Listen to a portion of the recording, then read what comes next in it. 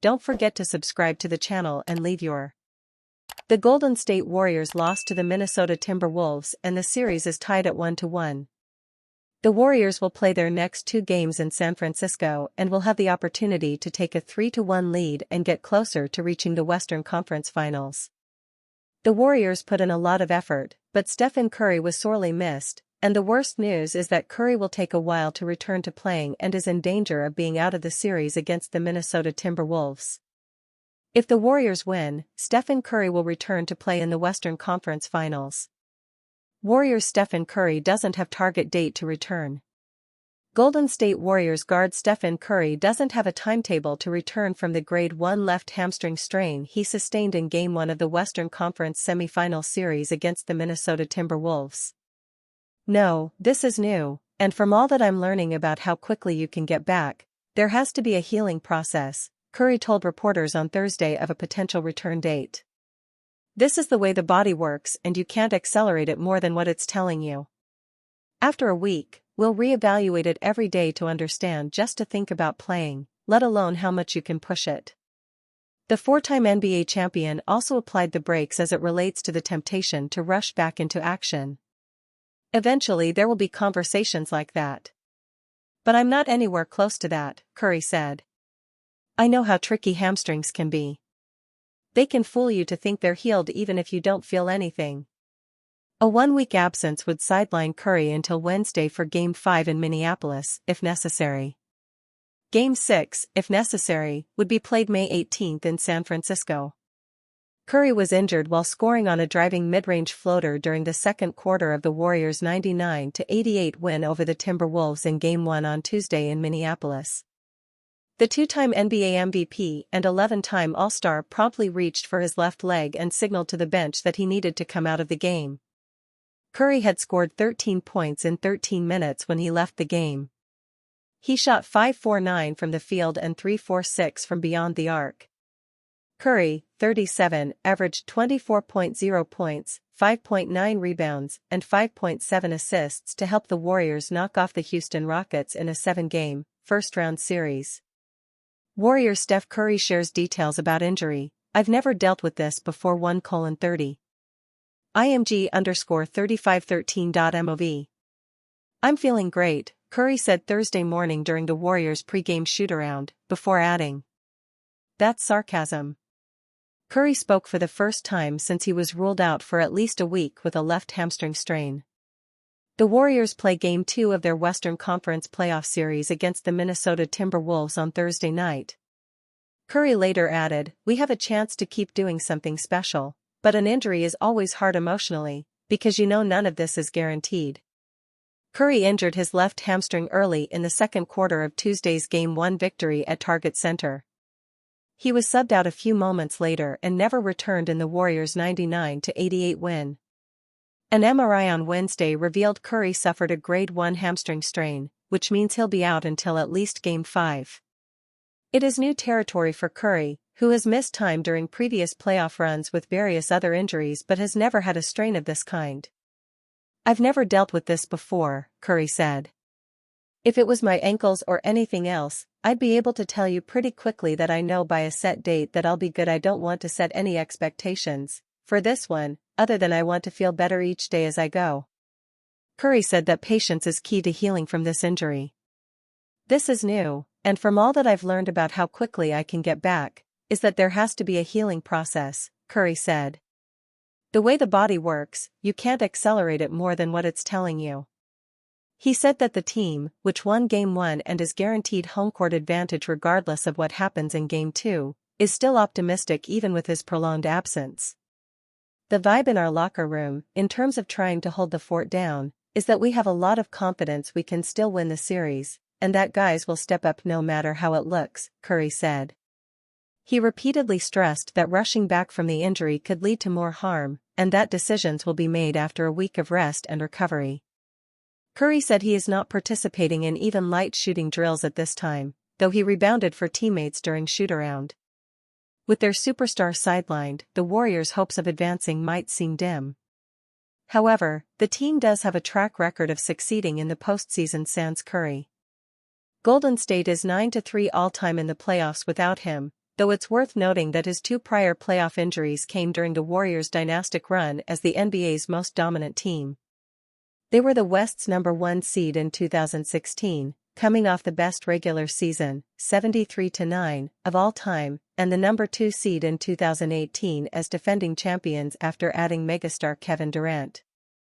The Warriors are nowhere near as talented or deep now, but still possesses another star in Jimmy Butler, whom coach Steve Kerr and Curry have endorsed as someone the team will rely on down the stretch against Minnesota. Warriors could surprisingly become NBA Finals favorites if this happens. The Golden State Warriors could emerge as NBA Finals favorites if they advance past the Minnesota Timberwolves without Stephen Curry. Curry's status for the rest of the series is in serious doubt. The future Hall of Fame guard suffered a grade 1 hamstring strain in Game 1 and was ruled out for Game 2. ESPN's Shams Charania provided some insight into Curry's possible return timeframe on Wednesday. The Warriors expect Stephen Curry to miss at least 1 week with the grade 1 left hamstring strain.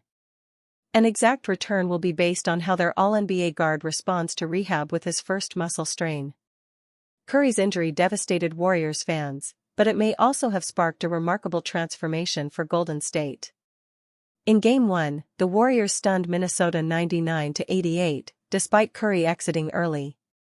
Buddy Hield erupted for 24 points, including 5 three-pointers, showcasing his ability to fill the sharpshooting void. Jimmy Butler, acquired mid-season, delivered 20 points, 11 rebounds, and 8 assists, proving his clutch playoff prowess. Draymond Green added 18 points, including 4 first-half threes, while anchoring a defense that held Minnesota to 39.5% shooting and a dismal 17.2% from 3. This collective effort made the Warriors look, at least for the moment, no longer reliant on Curry's brilliance. Curry's injury might force role players like Brandon Podziemski and Moses Moody to elevate their games, fostering a deeper, more versatile roster. Hield's emergence as a consistent scoring threat, evidenced by his 9 threes in Game 7 against Houston, complements Butler's all-around dominance and Green's defensive mastery. Advancing past the Timberwolves without Curry would signal Golden State's evolution into a balanced juggernaut. With Curry's eventual return, assumedly in the Western Conference Finals, the Warriors would blend their newfound depth with his unparalleled shooting, making them formidable Finals contenders. Without Steph, the time is now for Warriors youngsters to step up. With Stephen Curry sidelined, all eyes turn toward Jimmy Butler III and Draymond Green, the remaining two-thirds of the Warriors' leadership triumvirate. They'll need to be producers, directors, and stars. Curry's absence also brightens the spotlight above Buddy Hield, whose once supplemental scoring becomes vital. He has been a savior the past 2 games, and cooling off now would cripple the offense. But whatever the 3 veterans provide will not be enough for the Warriors to remain competitive in the Western Conference semifinals against the Minnesota Timberwolves. Any team trying to win a playoff series, much less make an extended postseason run without its best player, needs production from its support group. "We have Jimmy and Draymond quarterbacking both sides of the ball," Curry told reporters at the team's pregame shoot-around Thursday. "Buddy's playing at a high level. And then the committee of guys who are going to fill in the rotation." If ever there was a time for Golden State's committee of guys, with emphasis on the recent first-round draft picks, to make their presence felt, it is now, beginning Thursday night in Game 2 against the Timberwolves.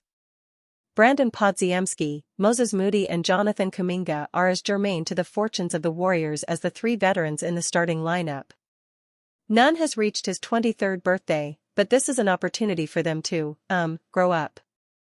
To give their team more offense than they have generated through the first 8 games of the playoffs. Podziemski, who has started 7 of the 8 games, is shooting 36.3% from the field, including 32.7% from beyond the arc. Moody has played in all 8 games, with 2 starts and is shooting 36.4%, 34.3% from distance.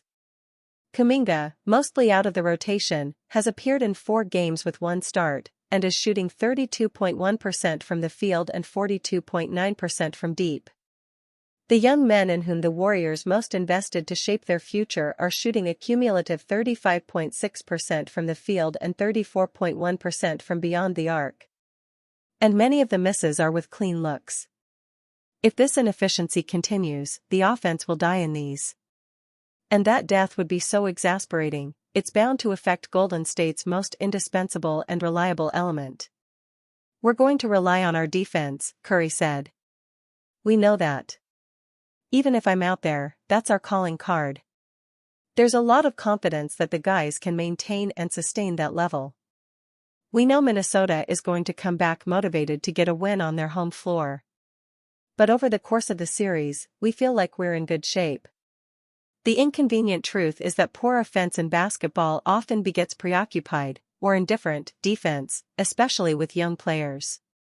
Repeatedly missing shots leads to all manner of unwanted regressions, everything from becoming tentative on one end to losing focus on the other. Conversely, young players making shots at a satisfying rate tend to muster more energy to defend. This stuff generally comes down to the energy, the spirit. "How hard you play and then stepping up and making some shots," Coach Steve Kerr said. Facts, across the board. Curry's absence raises the "making some shots" component to a more urgent level. His 25 or more points will be missed, and losing his gravity will result in fewer clean looks. That's where Butler comes in. He has a gift for maximizing the talent around him, particularly on offense, by simplifying things for his teammates. His work in Miami, leading rotations heavy with undrafted players, Caleb Martin, Kendrick Nunn, Duncan Robinson, Max Strus, Gabe Vincent, etc., certified him as one of the NBA's best leaders. Butler, Kerr, and Green have 3 first-round picks to work with. Every game without Curry will offer assessments of the youngsters, identifying what they can offer now and perhaps beyond.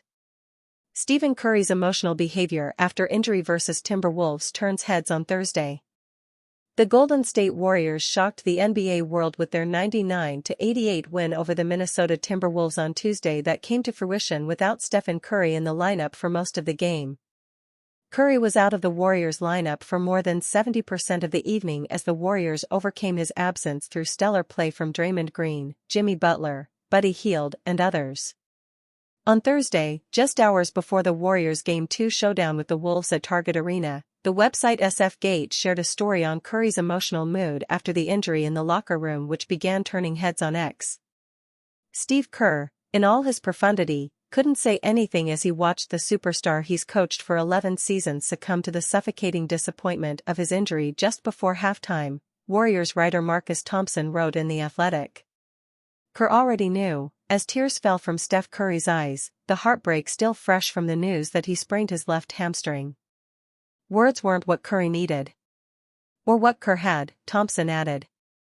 Kerr reportedly hugged Curry before the 4-time NBA championship-winning shooting guard gathered his thoughts and emotions.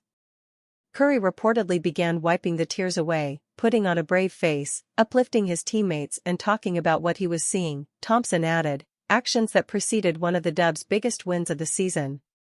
Weak article, one fan said, one of numerous people who criticized the writer's alleged invasion of privacy. The fact that a man crying makes headlines is exactly why I wish living on Mars was an option, another person wrote. Whatever happened to discretion, another fan mused. Warriors' former trade target now viewed as worst contract in the league. It is the duty of good and popular teams to remain good and popular, and for other, worse teams to give the good teams their best players, smiley face. I think that's how it works, anyway.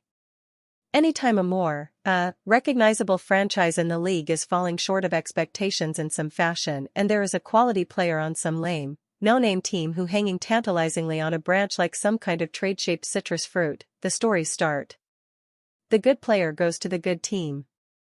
The bad team is supposed to be happy about it. It's just good practice. That's the way it is, so that's the way it's supposed to be. And if it's not going to be this way, then the only way it's going to change is by doing what we used to do instead. The Warriors may be lucky they didn't pull off a trade for Lauri Markkanen. One of these good teams is the Golden State Warriors. They used to have players like Kevin Durant and Klay Thompson in their prime on their team, But now they have pods and the odor of the James Wiseman pick that seriously will not go away. They want to improve. National discourse demands they improve.